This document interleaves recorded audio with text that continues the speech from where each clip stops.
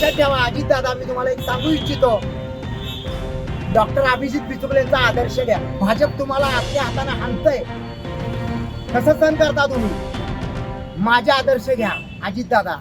मला हे बालपणी आम्ही खेळ खेळायचो ना, प्लॅस्टिक बॉल क्रिकेट, तेव्हा सुद्धा एवढं आम्ही जनतेला फसवत नव्हतो.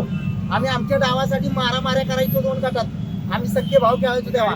त्याचे 6 गडी, माझे 6 गडी. एकनाथराव, देवाभाऊ, अहो किती जनतेला गंडवाल. वरती शासन तुमचं, खाली तुम्ही अजित पवारांची तिकडं फार लायकी काढताय पुण्यामध्ये आणि परत त्यांना शासनात उपमुख्यमंत्री ठेवताय.